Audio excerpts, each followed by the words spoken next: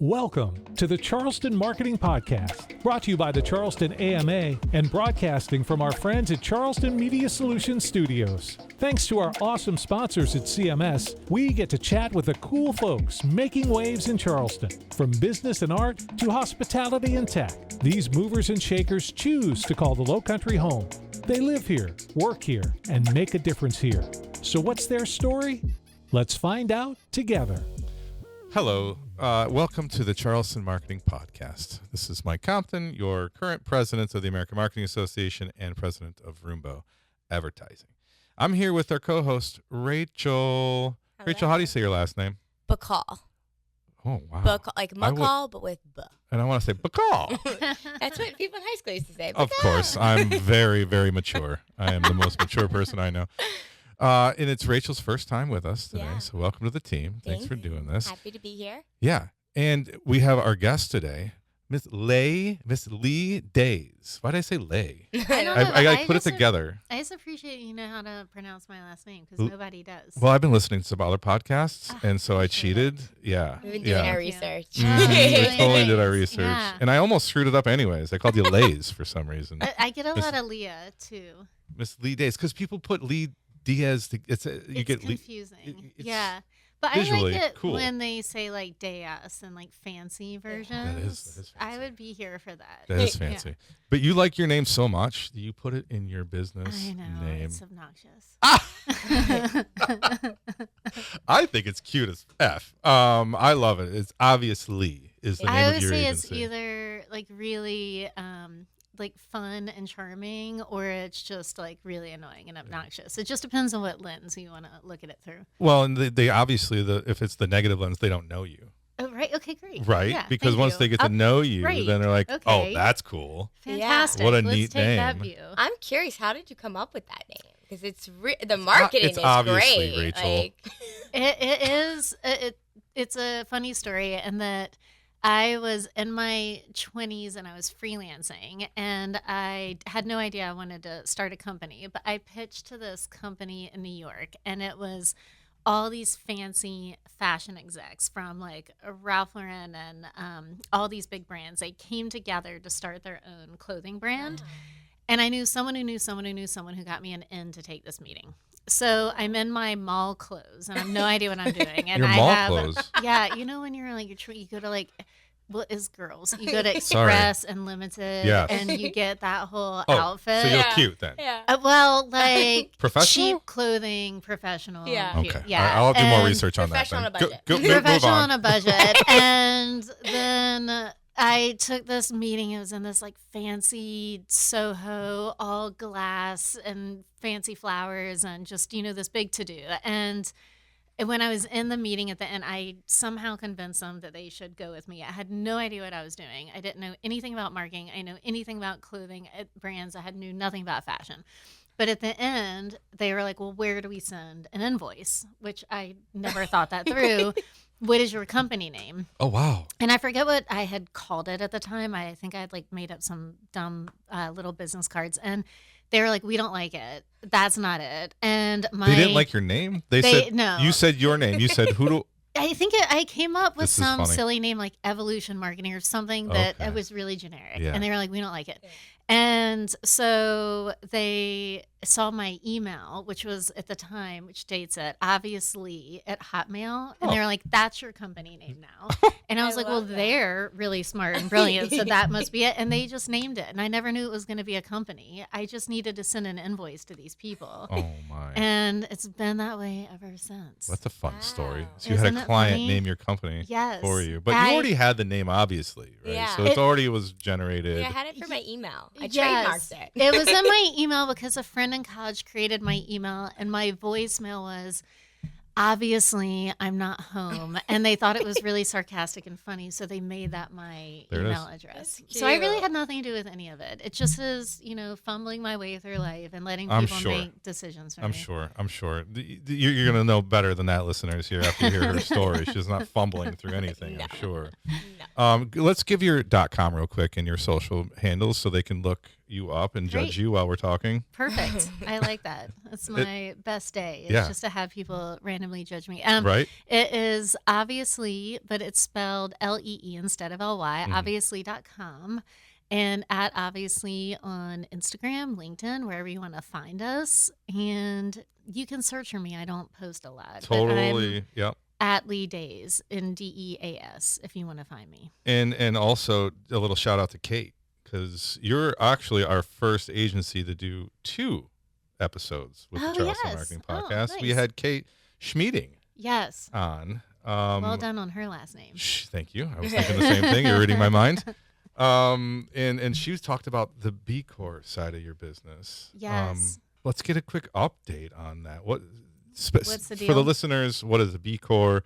Why is it important to you? And from the time that Kate came, which was about a year ago, I think, Amanda, I can't remember, right around there. How's it going? with Yeah, that? great. Are you happy I'm with your decision? so happy. Yeah, I think it's such a fun topic and one that a lot of people don't know a lot about. Uh-huh. So, B Corp is this international organization, and it's created by this group, B Labs. And you essentially, if you want to apply as a company and get this certification, you have to go through this very rigorous process, which Mhm. I'm so grateful to Kate on our team is the one that championed that and took us through it. And they analyze kind of all aspects of your business, but the main thing is that they're trying to assess that you're putting purpose and people above profit. So you live in this in between state. If you become a B Corp, you're kind of in between a for profit and a nonprofit, and you're acting as a for profit that has real nonprofit goals. So they analyze your culture and how you treat your people, the types of clients that you have. So, like, we will lose our B Corp status if we take on certain clients. They look at what we're doing for the environment and conservation. We had to like learn how to compost and weigh our compost and all these different things. Cool. Fun team building. And team building. Right. And they look at our diversity and inclusion program. Really, it's all these different parameters. And we've been wanting to do it for years. It just takes a lot to go and apply. And the real reason that we went through it is because we were doing all these things already, which you have to be to, score in, but we wanted real accountability and metrics. So it just says that whoever is in leadership, obviously, and as we carry on, we will always be beholden to these metrics, Mhm. which we, love and like. And then you network with other B Corps. So you just know right away when you say I'm a B Corp that you're in a room with someone else who has the same value system and that Smart. you're starting from the same place, which is really nice. Mm-hmm. Just already a conversation starter. Exactly. And a value kind of set. Type. Yes. It's like an immediate I get you. Mm. Like if you like the same sports team or if you went to the same school or something, it's an immediate, we have this common thing. Like we're Yeah. already, And that's brands, agencies. That's yeah. every spectrum of business, correct? And Absolutely. what B Corp? Am I saying that right? You are. I was going to say, again, few people say that I'm correctly. So you smart are. today. You It really must are. be. You're Just- nailing just today. Obviously. I'm going to just say that all the time That's now. yeah. I'm sorry. We should make that a game for this podcast. So Exactly. whenever someone says that word, yeah. Good point. When somebody make a comment, if they count, you'll get a prize from Obviously somehow. Lee will make something up. So Kate's still on the team, and Yes. and that whole B Corps situation's thriving for you. And Yeah, it's amazing. We know that it's going to get harder and harder. You have to reapply every 3 years. And so I love that. They take it very, very seriously. And it's rare that service-based companies are B Corp. It's really, you see a lot of products. So probably now if you're like thinking about it and you go through your day, you might find you see the little circle with the B in it on a lot of different products. And I know that draws me to products and like staying with certain brands or trying new brands too, because I instantly know when I, go to buy certain things that they also have like a really strong value set as a company, and Love I feel it. good about supporting them. Mhm. So that's also really nice. But yeah, we didn't do it for business development or like a growth plan. It's just more for our own standards. correct, and love that, absolutely. But it kind of turned into something, right? Like, do you know the percentage of clients you have now that are B Corp versus not? Very few, actually, right now. I mean, we've talked Very to few some are not clients. B Corp. No, very few are B B Corp. Corp. Okay. Embarrassingly, I have to think of all I'm putting of you on our the spot, clients. Lee. Don't even stress. No, maybe one is a B Corp. Okay. And we had another client before it was a B Corp, but it's not always like you're doing business together thing instantly. But we have a lot of other B Corps come in as speakers to our team meetings, Very cool. and we are exploring. It's more like partners Sure. and stuff, I would say, but. Then it's interesting. We have a lot of clients in Europe where we're doing their U.S. marketing. And I was talking to one of our partners recently, a Parisian agency, and they were saying that in Europe, B Corp is kind of taking on a different brand right now because they feel like the parameters have been a little bit too loose. So the organization is now like really making it harder. And a lot of agencies and other companies have been in the marketing news because their B Corp status has been stripped. Oh. Because they may find that, they're working with this automotive company that has a partnership with, oil company that's doing something negative, or if you work with certain brands that, are more on the vice side, or just anything that they think is a threat to the environment. Right. So, Right. yeah, it's That's so interesting. I almost gave you, instead of a coffee cup, I almost gave you a styrofoam cup. But Ooh, then I'm like, yeah. I better not. Kate would watch this video. I know. have And my then you head. might get stripped of your B Corp. Yeah, you know what I mean? totally. Because you drink out of a styrofoam cup. Yes.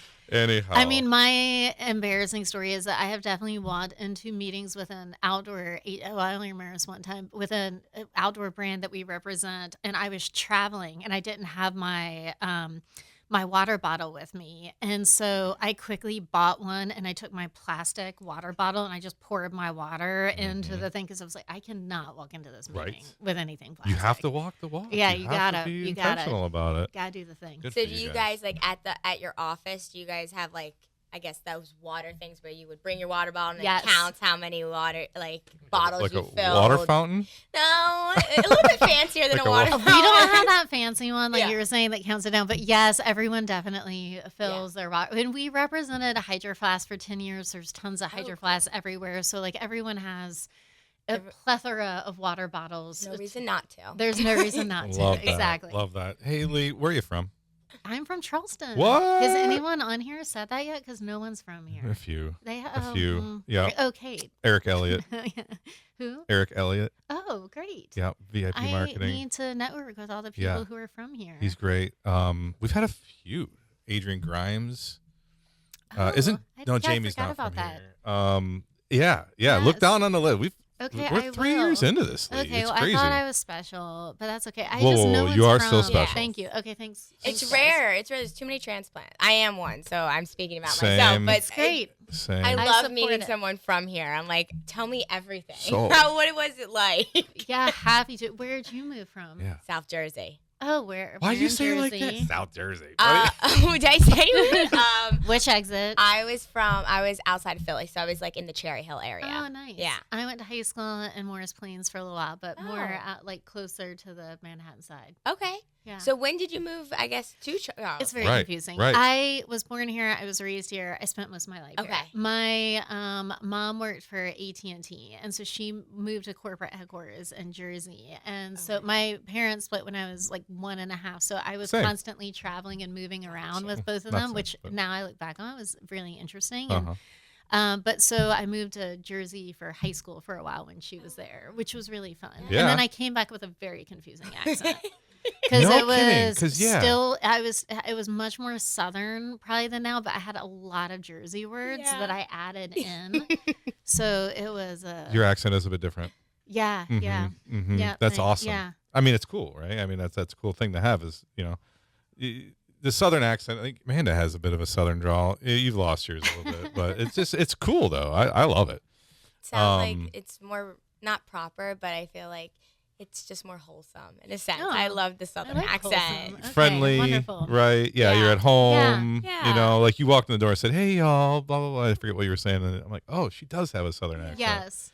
I remember growing up my dad was really adamant. I had like a more of a country accent, whereas my family had a very gone with the wind, sophisticated Charleston accent. Oh boy, okay. But my mom's side was more country, and my dad really worked in my family in Charleston to make sure that that wouldn't continue.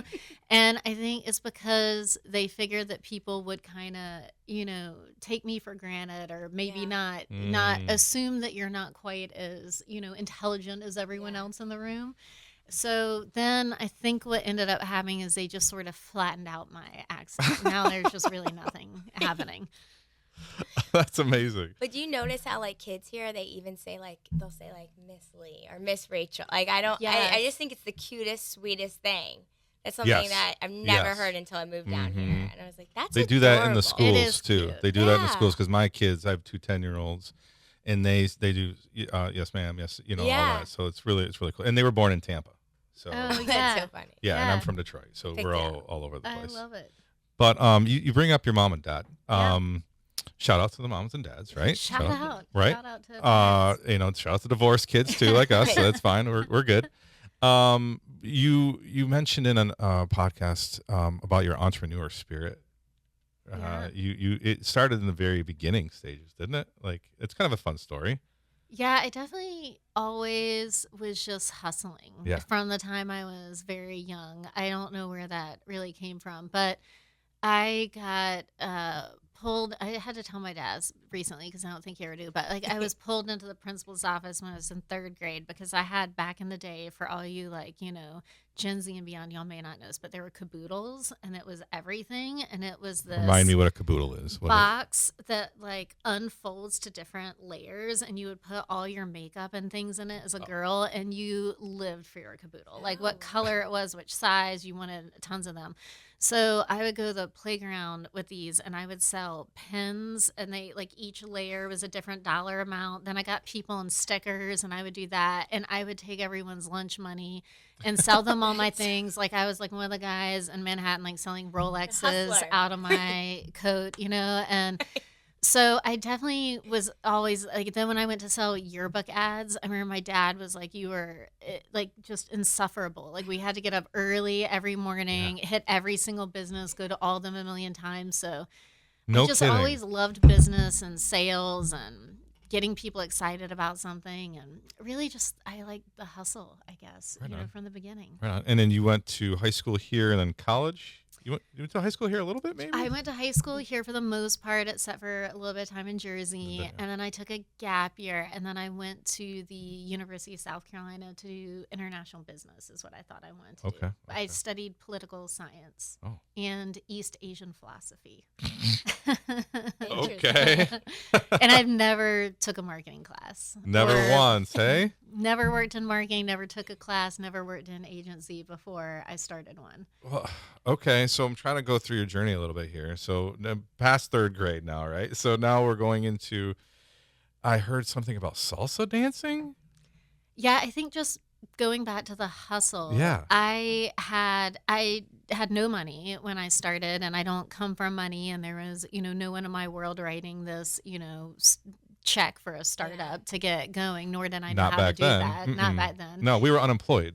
Right. We were entrepreneurs. We were Yeah, unemployed. exactly. 100%. That's the story I try to always get through to people. I wasn't adventurous. I couldn't get a job. And so I couldn't get a job in agency. I decided I wanted to work in marketing, and they all turned me down because I had no experience.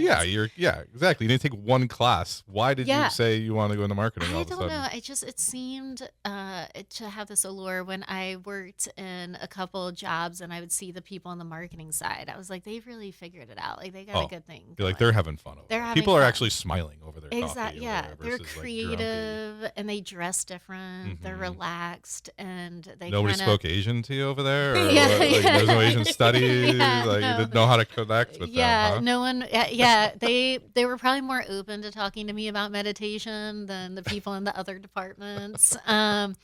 So I just thought it was really exciting, but I just had no job. So I started freelancing and kind of trying to teach myself the world. Yeah. And while I was doing that, I was making $0. And so I had always been really big into Latin dancing and salsa dancing. So I started teaching Salsa to pay my rent, essentially. So Sure. I did that for a couple years. Where were you living? How I was living at Folly Beach. Okay, cool. For years, maybe 8 years, and I worked out of this little, basement-y place and lived Sounds the best perfect. life on the beach and Does. went swimming Yep. every day and took calls on the beach and Yep. told my clients that it was just, wind tunnels and stuff. And I worked out of the only coffee shop at the time on Folly that had internet. And it was also an ice cream shop and a hot dog shop. Oh. And I would just set up by myself and create an office out And of there. pray no kids come in at any moment for Exactly. a hot dog. Yes. That's exactly right. Love It that. was some really humble beginnings. That is a fun hustle though, on the beach. It was dancing, a fun hustle. Yeah. creating a marketing It company. was a great time in life. Whatever. It really was. Whatever. You had it Lee. going before COVID, because I feel like COVID, a lot of people started taking on that Well, life wait. after. This is circa what? You're Right. We're talking. when This you were- was exactly 20 years ago. okay. Not way No, before I COVID. know, but Oh. like before COVID, I feel like it was like you have to be in the office, you have to do this, and she's Oh. made it her Exactly. own, Yes, like, yes, which yes, is yes. cool. I see what you're Yes, saying. That's, like, I would very have She's an OG. loved for someone to have hired me Yeah. to be in an office, Yeah. but Yeah. no one was hiring me. Yep. So I had no choice but to work out of the hot dog. We'll figure it shop. out. Made it work. Exactly. I mean, it worked. To work out of the hot dog stand. I love that. And so then what was your first, and Rachel, please jump in at any point. What was your first, like, you said you pitched that one client and you became Obviously. What happens after that? Yeah, that really. Were you still dancing? Or Yeah, I think teaching for all that? for years. I mean, I Yeah. think for at Are you still least- right now? Do you? No, I do- mean I love it. I'll I pop bet. in from time to time, bet. but I don't do it as much. But it's such a fun little culture and world. Uh-huh. But I did that for years. But that first client really kicked everything into gear, and it just really kept going from there. And they were so well connected and just very established in New York, and it made me have to learn really quickly and level up because they had high expectations and I had no clue what was happening. So I had a few friends who worked at PR firms in Manhattan, and they would just send me their sample contracts, their sample press releases, and they really kind of hooked me up because it was before everything being available on the internet. Right. You really had to find You had to make what it. you were You had to yeah. create it. And You had if to create it. Didn't have friends. You had to create it on your own. But at least you had Exactly. friends. Like I checked Yeah. out my book on entrepreneurship from the library, and I still remember it in the cover, and that was The like Dummy's my Guide to- Bible. yeah. Exactly. That's what So I took. that was really what made it happen. And then just quickly after that, there were more clients. We had an office, we had an employee, and it just, became a thing. But I did know I wanted to start a business. That was always more the intention. That's why I went to school originally for international business. And I didn't know what it was going to be. And then I sought after marketing. Whereas I think most entrepreneurs, they grow into where they are because they do their skill. They get really great at their skill.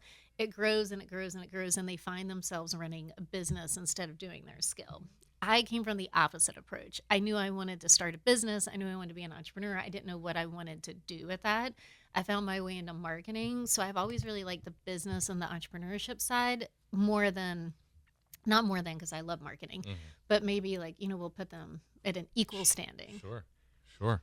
And sorry, I don't want Yeah, to jump in, but please do. I feel like marketing has changed, evolved a lot, right? So, what would you say your typical marketing day looked like Back then. What, I guess, versus what it would look like today? Oh, that's a great question.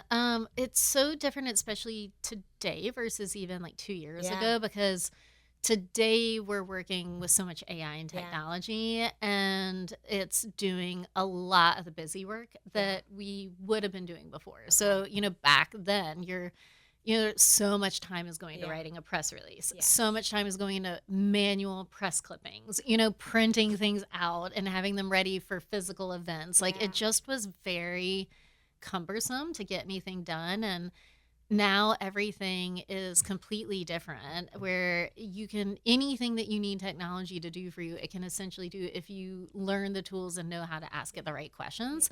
So that has been by far the biggest shift. For sure. I feel like it makes your day easier. And you don't have to hire someone to do something, right? You're like, or you can outsource it. There's a company that does it nowadays rather than having to figure it out yourself. Yep. Exactly. Sure. Yeah. You're in more control of just anything you want and need is available to you, which is really nice. And then things that might, kind of waste your time, your day, you're like, ugh, I wish I, could get this done faster. It's so much easier to get through those things. And it lifts us up so that we're spending way more time in like creative thinking and critical thinking and problem solving, which is so fun. And I think that's the core why people get into marketing. So I find it to be fantastic. But I'll say almost all entrepreneurs just have one thing in common, which is that we love risk and change. And a lot of people that work for entrepreneurs do not love those things. Right. They would like more stability and more thought into change management and for those things to be slower. And unfortunately, we can't control that right now because it's moving so quickly. So we have to spend a lot of time too with our team to say, we're about to go at the speed of light with change.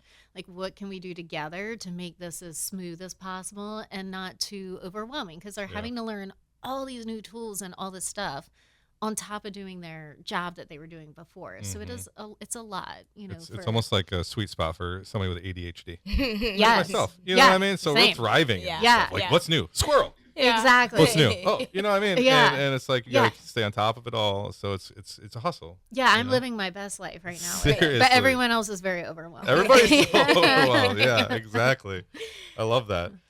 When I didn't know before this meeting, and we talked in the green room, that you're past AMA president. Yes. Thank you for starting the Spark Awards. Yes. Is that what you said? No way. Yes, That's which was awesome. Really fun. And everybody hold their applause. Everybody hold their applause. I've never been in a room, I don't think, where there was applause. That would be fun for me.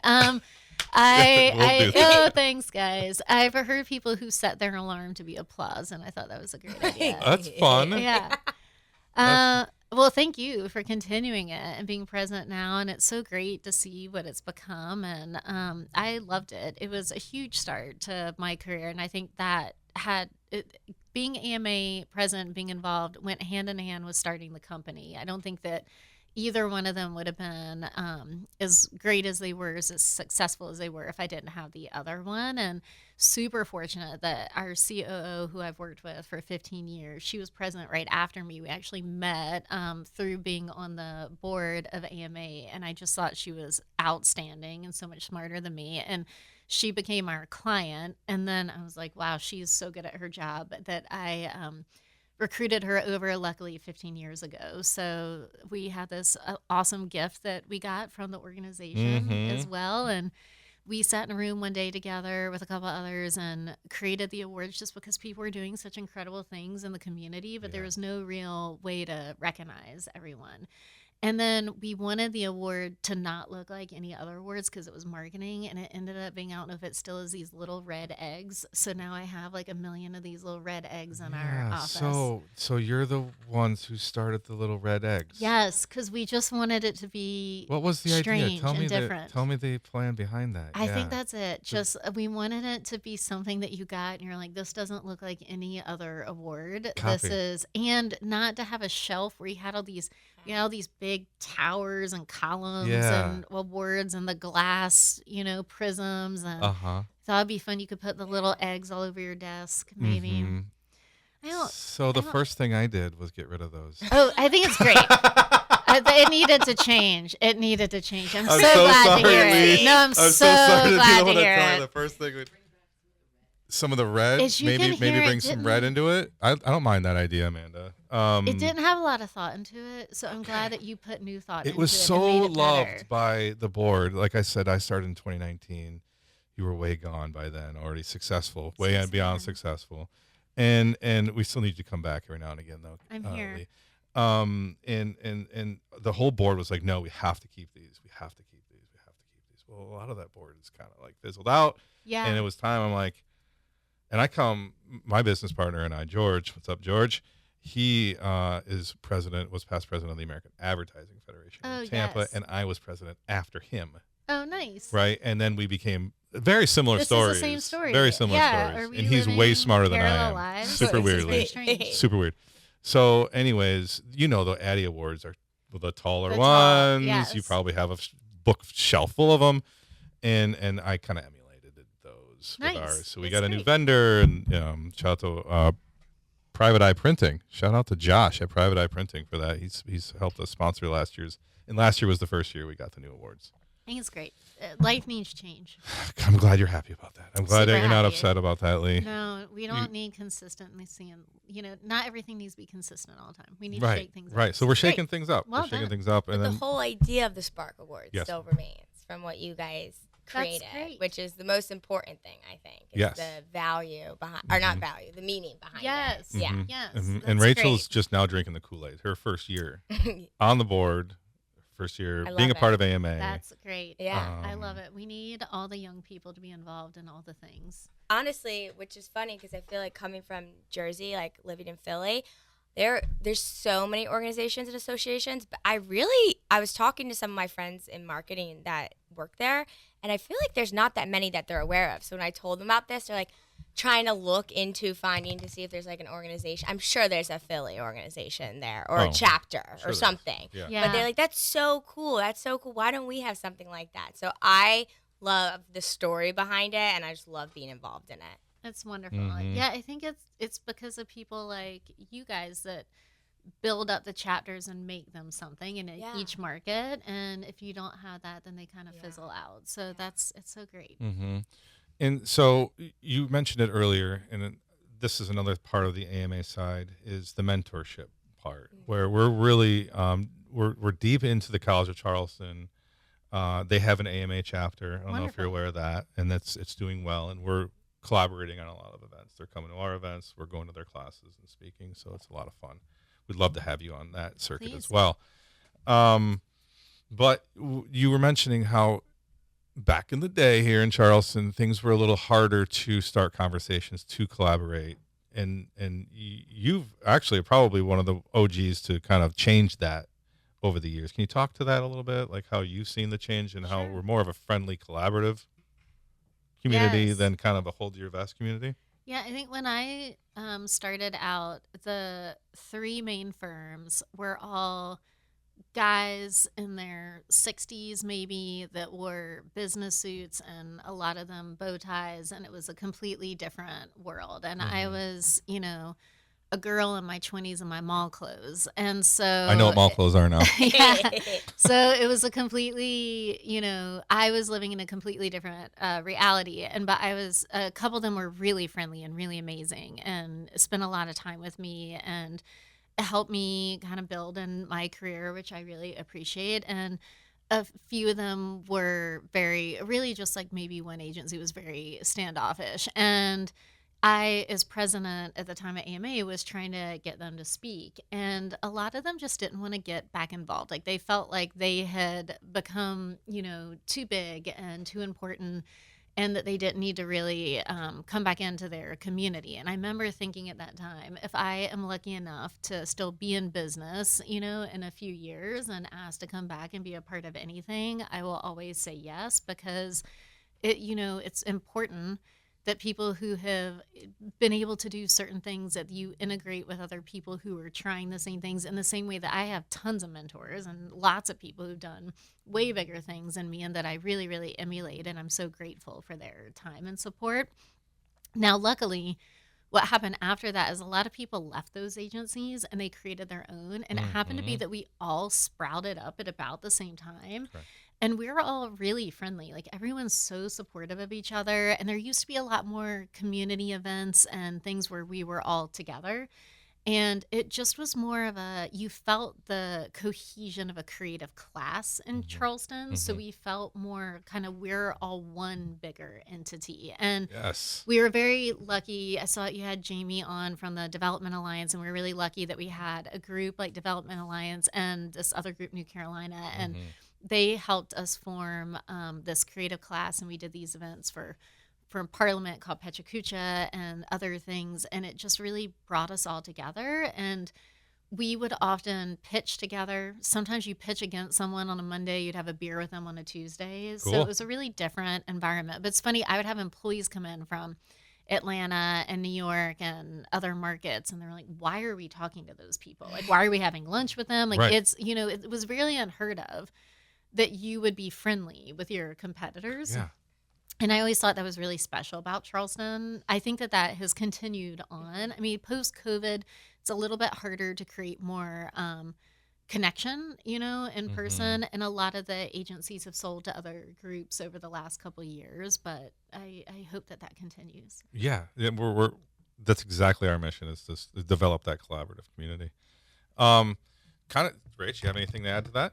No, I mean, I was just I completely agree. Like, I've been in other states, other cities, and I've always, I can't speak to before COVID and how that was like, but at least since being here, I feel like people want to support you.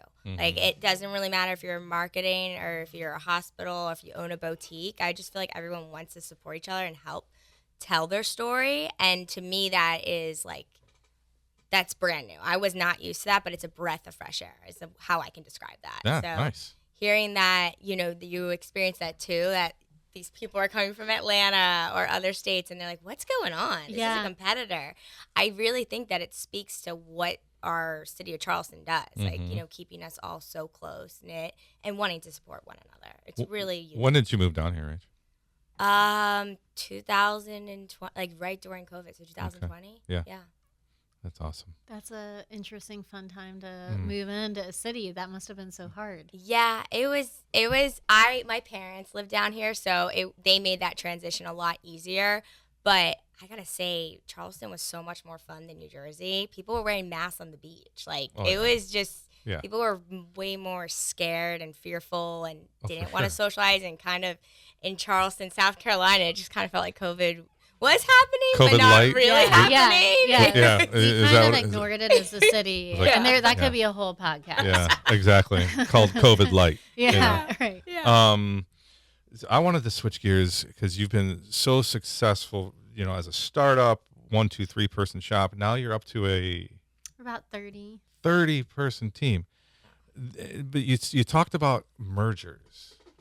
Did you go through, and you went through one merger already, and now you're going through another? We just completed a second, Wow. which has been wonderful. And I really think that mergers and acquisitions can be done in such a different way than people think about. So we did have a business broker out of New York that we worked with for a while. And so we interviewed a lot of companies across the U.S. A couple years ago. And it was a really good process, but it just didn't feel quite as organic as we were hoping for. So these two experiences have been that I got to know the founders of each of these companies, and we just spent time first figuring out if we were aligned just on our views and philosophies of the world, and really talked more about the people in our organization and our clients and our value set. And then we got into more of the financials and what would be the benefits of these organizations, coming together. And with both, we did a project together first just to make sure our teams, really connected well. So the first group was called Groundswell PR, and the founders are just wonderful and universally loved. And shout out to Dax and Caroline. And they built up this really wonderful company. And they had 10 employees, I believe, at the time. And almost all those team members are still in our organization 5 years later. And they all grew a lot in their positions. Like, they're all, directors and leaders. And then and they were a Charleston-based company primarily doing outdoor lifestyle brands nationally. I don't think they had any Charleston clients. And then this last one, it's with a Boulder agency. So now we have a Boulder office with a team out there. And they're representing more of our West Coast brands and then a lot of our European clients that have a U.S. presence. And the founder is very integrated into our company. He is now our director of outdoor and adventure brands. And he was a former professional skier who then went into representing a lot of these like snow and mountain brands. So it's been really great. I admire these individuals so much, and it was such a wonderful partnership just because there was a lot of trust, and we had spent a lot of time together just to know that, that it would be really comfortable. And you want to make it a great process and you want to come up with a really good deal for these individuals because they're then integrating into your organization. And, you know, there's such horror stories about, you know, how people felt later that they got ripped off, or then they end up in this really corporate world that they don't enjoy. And so it people meant change too, right? People change after a couple years even, right? You know? Absolutely. So we have, I think one thing we do really well is that we've sort of mastered this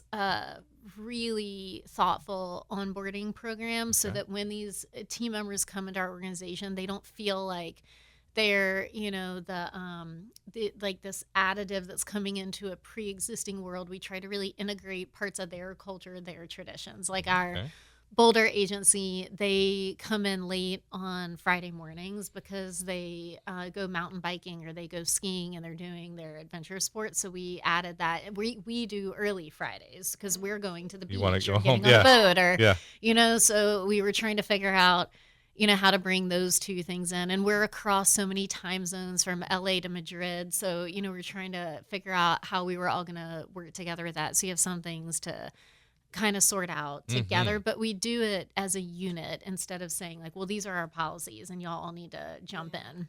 Which is really nice. Yeah, super it's been refreshing. Great. Yeah, and we just gain so much every time we do this. We're usually doing it because we're trying to grow in an industry. I was going to ask you why. What was the why behind the second merger? I want to know the why behind the first merger. Absolutely. The first one was exactly 4 years ago, July 1. The last one was this July. And the first one, I would say, is more that they were such superstars in PR and experiential, and we needed to grow in that category. And we wanted to get out of the Southeastern market, and they had such a national brand and presence. And second one, really similar. We needed a West Coast presence, and we wanted to grow more in the snow and ski sports, as well as all the other areas that we were in. And they have such solid footing in Boulder, and they're really, really integrated with all those brands and the media. And we just wanted to keep growing in that field. So that's really the Are they B Corp? Well, every organization who folds into our organization auto becomes a B Corp because we are one. We're all fully integrated as one company. It is an interesting question.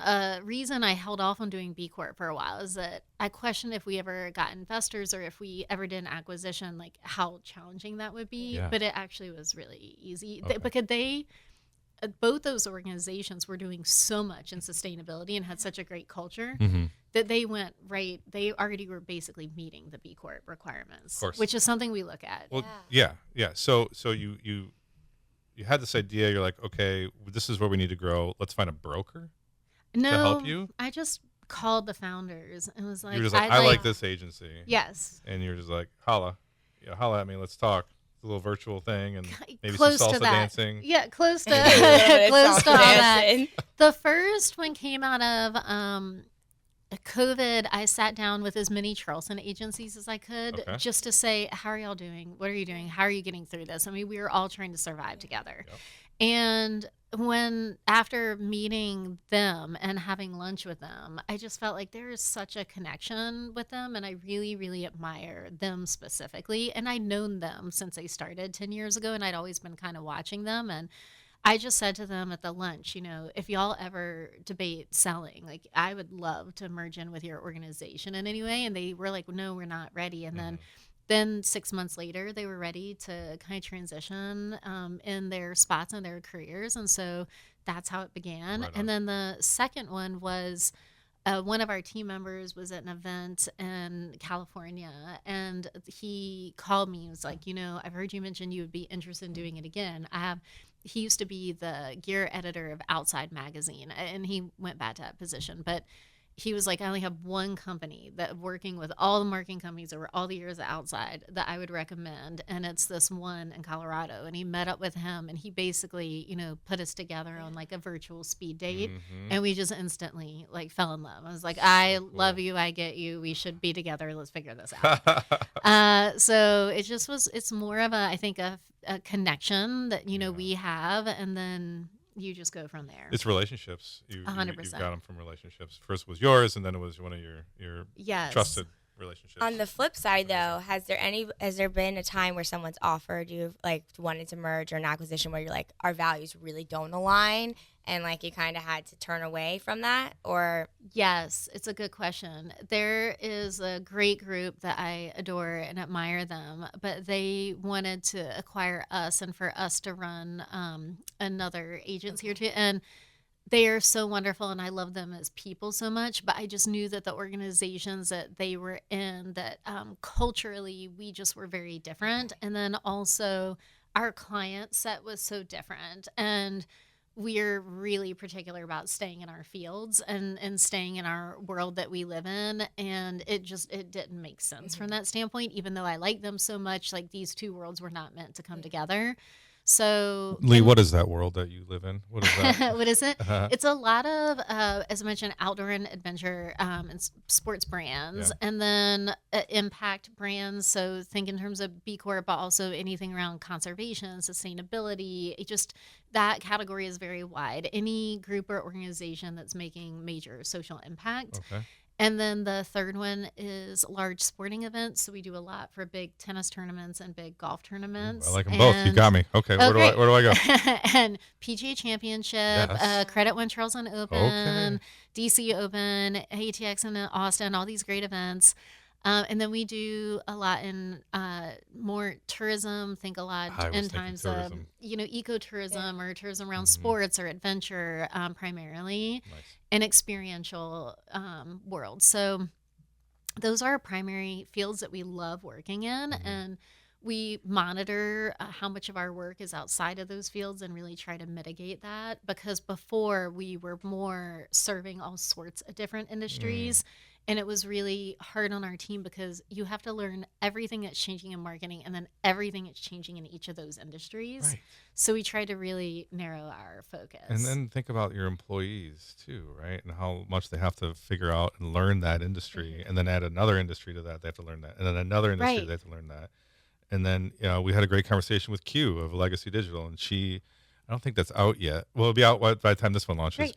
But she talks about that and how she's really hyper intentional about the focusing on the client side, but then making sure the employees aren't overworked. Exactly. Yeah. Like they have a cap of, I think she said, like 6 clients per. Yeah. Right. And that's not a lot, is it? For Rachel's like, shoot. Yeah. 12, like 20 clients. 50 clients right now. I'm very overwhelmed. Right? It is overwhelming. So it's great that you go ahead, Rachel. No, I was going to say, because I do think it's important to, if you become like an expert a subject matter expert in whatever industry that is, I feel like you become more valuable to that client too, because you're learning with them. And having a bunch of different industries. I mean, you can learn a lot, but it's hard to hone in and really specialize and feel like a subject matter expert. Yes.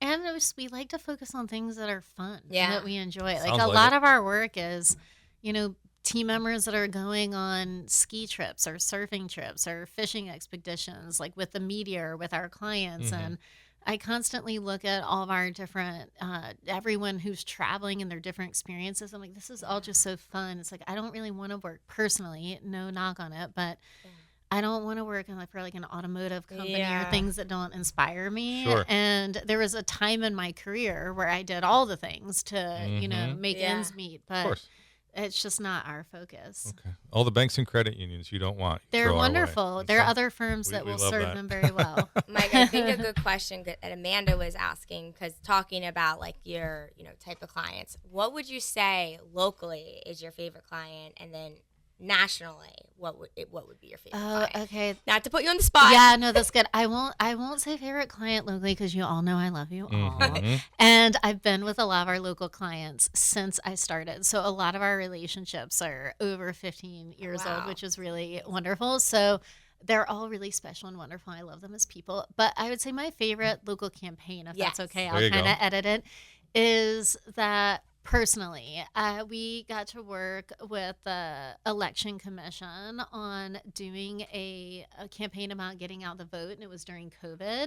So they had gotten a grant, we had funding, and it was excellent because they let us have a lot of freedom, and we asked if we could do everything in Spanish and into the Latin markets, and then also just do more grassroots and neighborhoods and really focus on getting them out of just the large print ads and Post and Courier and assuming that that was getting to everyone. And we did a lot more in digital.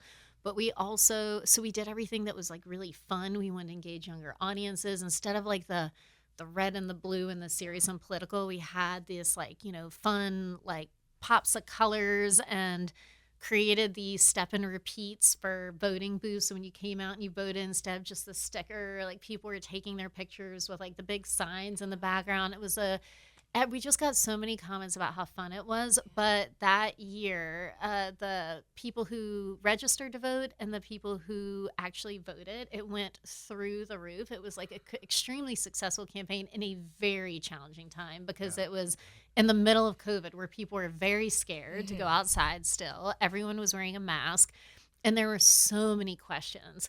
And our team was so passionate that we would work around the clock to answer all the questions on social media like we were customer service.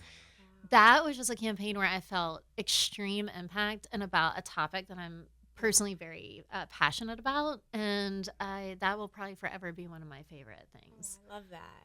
That's a great one. So you're political motivated? Are you passionate about the vote? Like very passionate. Oh, okay, very cool. Yes. Okay, we don't talk about politics, but it's good to know that you have that passion. Yes, very. I mean, something that is bipartisan. I am most passionate about getting people registered to vote and getting people actually to the polls, whatever their view is and however they want to vote when they get in. Yeah. And Charleston actually has a very high percentage of people who are registered and vote. Like we do a lot in this community, which is great, but in a lot of communities, people register very high, but people who actually go and participate, especially in local elections, is very low. Yeah.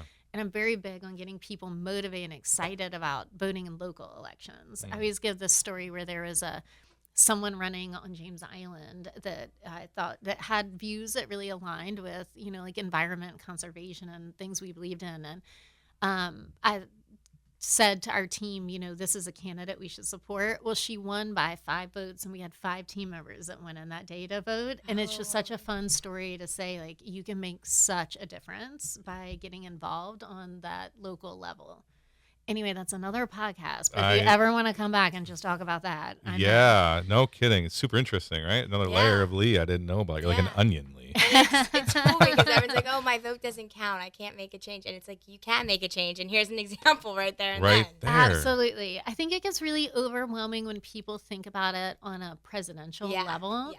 Maybe even on a statewide, like a governor level. Yeah. But when you start to get down into the other positions, it makes a tremendous difference. And just a few people can really change an election. Okay. I know who to hire when I'm ready. When I'm ready. Happy to support. 10-year plan.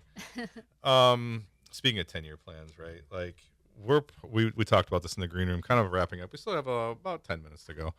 How we're going to be working forever. And then we were talking about the generation gaps, right? That's always a fun conversation here on the podcast. Gen X, I'm Gen X, 78.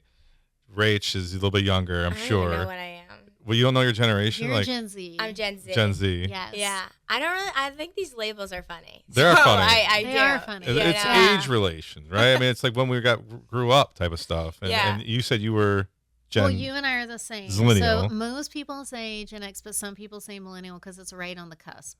Then they created this thing called Zillennials, which is like between 78 and 82 or something like that, which is really weird. But I lean toward the Gen X side of things, and you said you were leaning toward the. I lean towards Gen X because I just think of it in terms of what music did you grow up with, and when they played Gen X music, I was classic. Like, that's me. Classic rock now. Yeah. No, it's more like the it's terrible. Like hip hop and R&B of certain 90s hip hop is 90s hip hop. Then I'm like, is that Gen X? Then that's me. Yeah. That's what I want to label myself as. Mm-hmm. But we're gonna be in that line of always working until there's no retirement plan, right? Is this what's happening to me? I had no idea. Isn't it though? Sad. Isn't it though? I mean, we were talking about earlier, and you kind of relating on it, and then Rachel. I mean, like Social Security is going away, like all these things. Like we're just going to be working. It is, and so hard. It's so important to do what you love. Yes, yeah. I love working. I mean, if I had a major exit tomorrow, which is certainly not on the horizon right now, I would just love it. I would still want to be involved. Like I find that my job is my hobby. I enjoy every aspect of it. And even when things are hard, there's never been a day in 20 years where I thought, I wish I wasn't doing this. So I really love what I do. The people that I work with, every one of the 30 team members, I mean, I would vacation with them, hang out with them, have Thanksgiving and Christmas with them. They're all just so amazing. And same with our clients, we're really particular not to hire assholes or difficult people, and to hire people that we enjoy working with. So I'm thrilled about that. I think as we were talking about, I think that Gen Z is coming up at a very unfair time.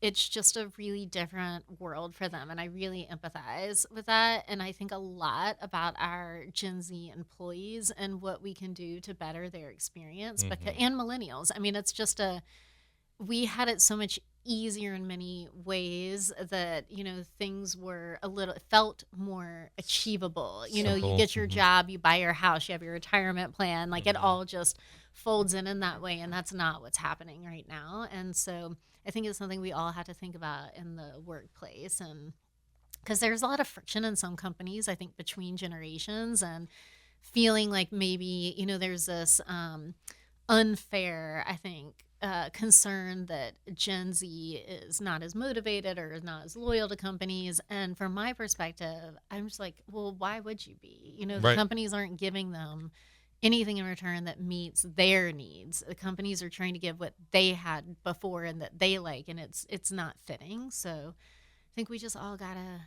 adapt. Everyone's gotta chill out and adapt. Chill out. And what you're doing is working, because we were talking about it earlier, and you've had employees that have been there 10, 15 years, which to me is like unheard of. But I would love to find a place, right, where you love it so much, you love the values, you love who you work with, you're excited to go there, that you want to grow with them, right? And they find a way to give you back something or give you a reason to want to stay, because that is so rare.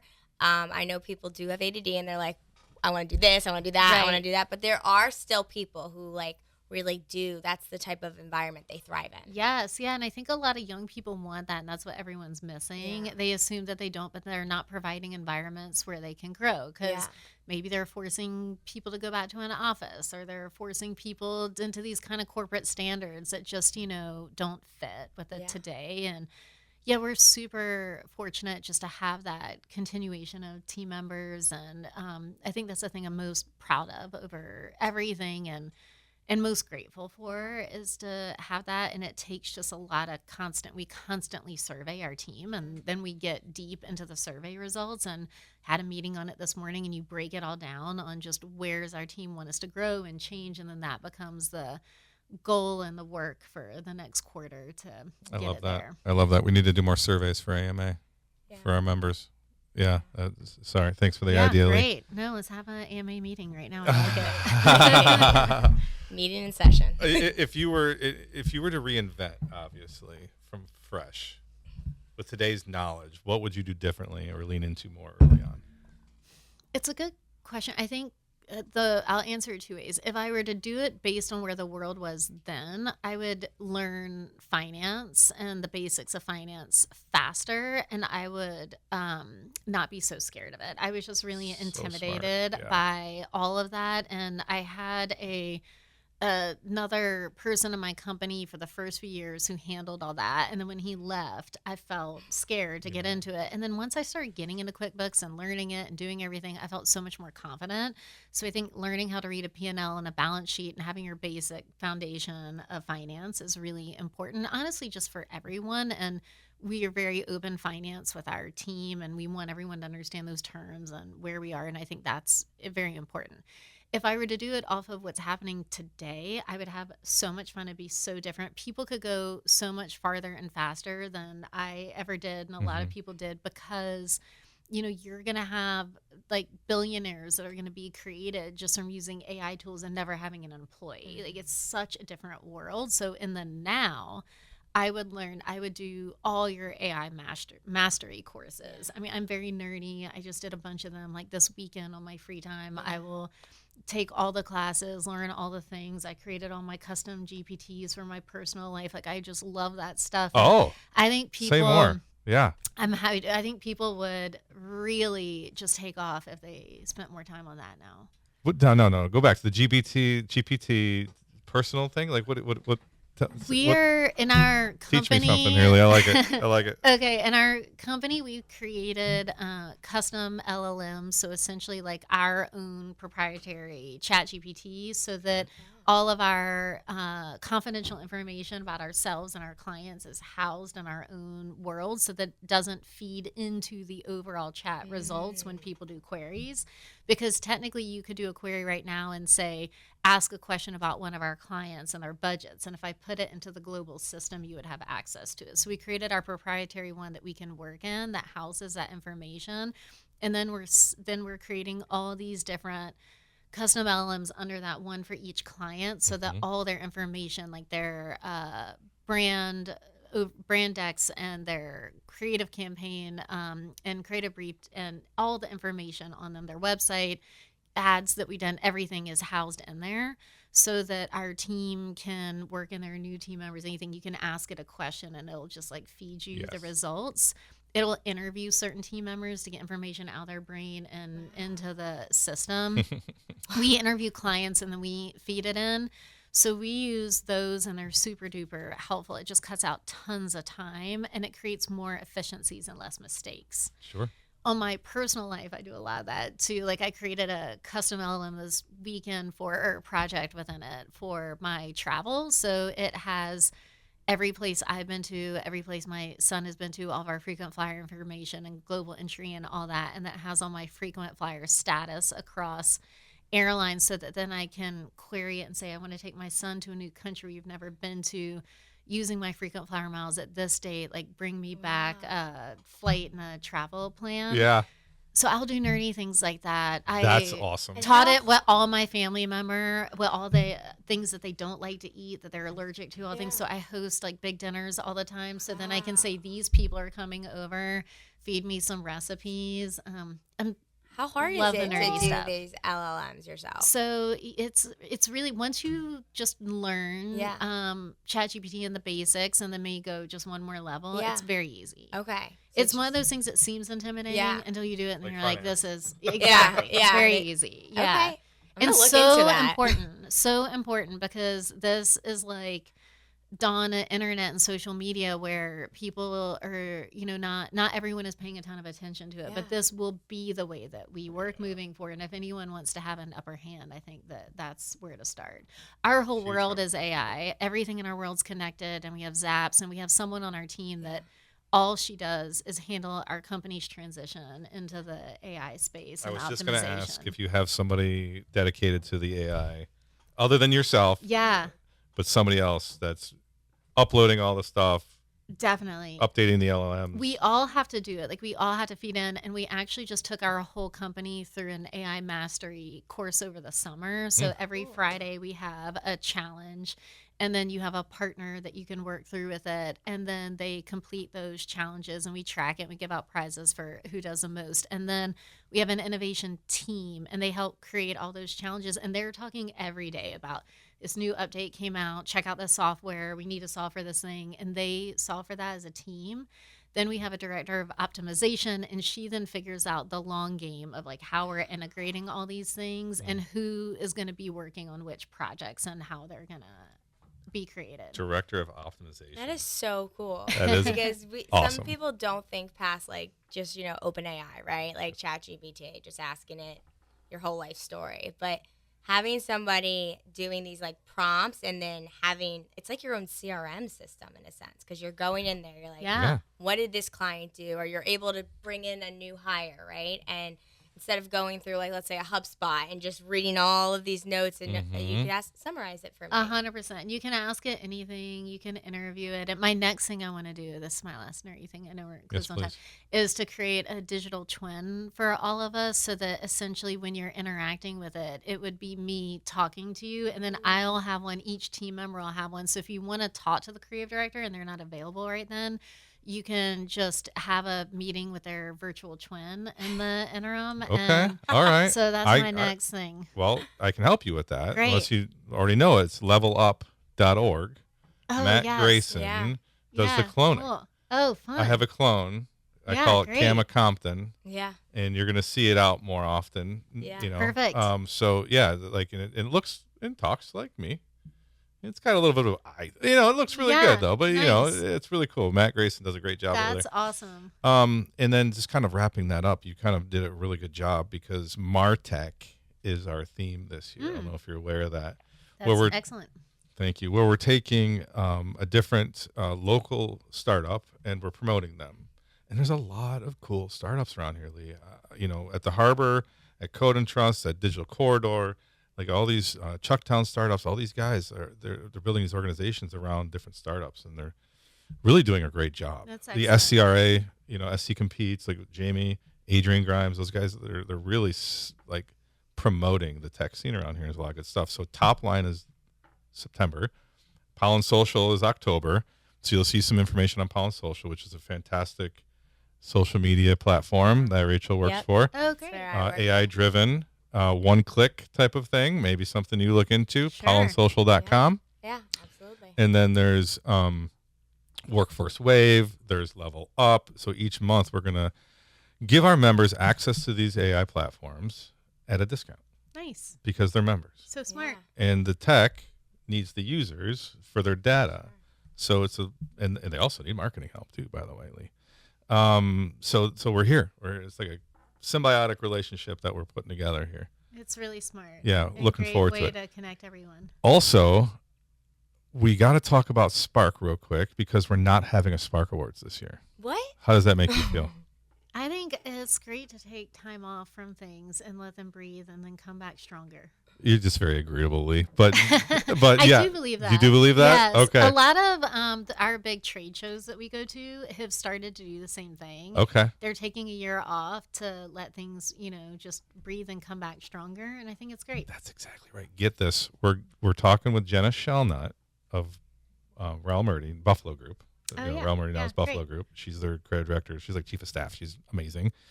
She's now the president of AAF. They hold the Addy Awards. We're going to share a gala next spring. That's brilliant. Yeah. Thank you. That's a great idea. You can apply for an Addies separately. You can apply for a Spark separately, but we're going to all win at the same party. I love Hopefully it. next spring. Yeah. So that's why we're kind of It's waiting. a great way to get everyone connected again and networking, and so smart. Mm-hmm. Well done. Cool. Thank you. Well, Yeah. it's the team. Gold stars. Oh, Team. well, there we go. Well, and this is important from you. Like, you're the founding president. We're going to, of AMA here. So I don't know if you're the founding, but we're going to call it. We'll just add my name down. Yeah, please do. That's great. Anything we can help, for sure, Lee. That's great. Oh, okay. Now I feel good about that decision there, Amanda. Any other therapy things we should talk about? Oh, I think we've just come up with another podcast right there. So that's our third podcast. All the ideas. I'm big Lee. on affirmations. Yes. Oh, big on affirmations for sure. Rachel, do you have anything you want to ask Lee before we wrap up? Are you hiring? No, I'm just kidding. I thought you were going to ask her if she's high. Are you high? I can answer both questions. I love that. I love everything about what your company is and who you are. Your story is really inspiring. Thank you. I really appreciate it. We aren't hiring right now, but I hope to be hiring again soon. And actually, where we need to hire is more younger talent to come in. We have a lot of senior leadership that's been there for a long time, so that will be happening next year. We just aren't quite yet, and we're a fully remote company. We have a Charleston office and we have a Boulder office, but we don't require anyone to be in there. It's like fancy coffee shop, so it's really anyone from everywhere. We'd love to connect with them at any point. There we go. How do we get a hold of you?